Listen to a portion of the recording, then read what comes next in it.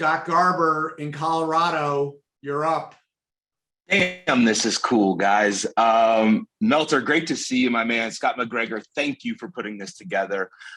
Quick sidebar real quick. Meltzer, I was on with Kevin Carpenter, the Gratitude, before we got on here. So he's just curious when we're going to go and take that 20 minutes to the golf course, but that's for another time. My question to you today is, you've obviously had an incredible journey, of life. And I'm curious, at what point in the journey did you realize that gratitude was that secret ingredient to this recipe of happiness?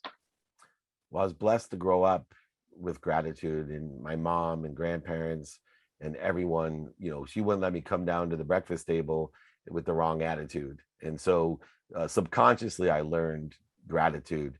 But it wasn't until my wife, when I had everything, golf course, ski mountain, 33 homes worth over $100 million, married to my dream girl, when I was in what I call the overselling, back-end selling, line manipulating, and cheating part of my life, when I thought, I was in control of my life and I had no faith, but I had lost my gratitude. And my wife, 2 years before I lost everything, told me she wasn't happy and that she was leaving me because she thought that if I continued not paying attention to what was important, my family, my health, and my activity I get paid for, that I was going to end up dead. Now, my initial reaction when she told me that was shock. I had the need to be offended and need to be right. I screamed at her, said, how dare she, after everything I had done. And I went to bed even more angry and woke up even more angry, thinking about how I was going to take her happiness, which in my mind was her money. And at that moment, I looked over in the closet. I know some of you know this story. And I saw a jacket that my father had given me. My father, who had left me at 5, not given me a birthday present in 20 years, gave me a jacket on my 30th birthday with no pockets. He gave me the jacket and I was furious with him. I told him, why would you do this to punish me? He said, no, I want you to hang the jacket in your closet because I want you to remember every day that money doesn't buy happiness. You can't take anything with you when you're gone. I don't want you to make the same mistakes as me. I told him to F off. I hated him. I was nothing like him. He was a liar, a cheater, manipulator, overseller, back-end seller, and I hated him. And there I was, years and years later, sitting on my bed, full of anger, and I looked over, and what did I see in my closet for the first time in the longest time? That jacket. And I broke down, as I do today, just overwhelmed with emotion that I didn't hate my best friend who told me that I was lying to myself. I didn't hate my wife who wanted to leave me, and I definitely didn't hate my father. I hated myself. And I hated myself. I was the liar, the cheater, the manipulator, the overseller, the back-end seller. I was an imposter. I was full of shit.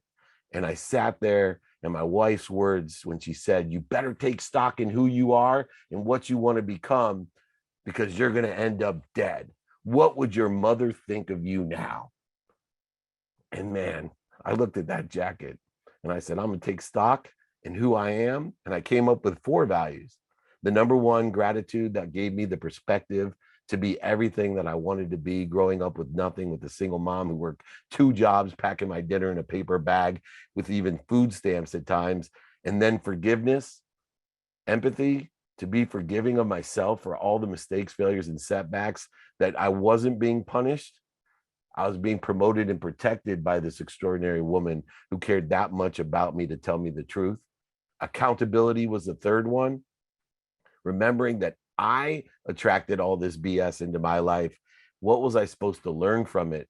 No more lawyer life, liability life, blame, shame, and justification. No more need to be right, offended, separate, inferior. I don't have to spend days, weeks, months, and years in ego-based consciousness.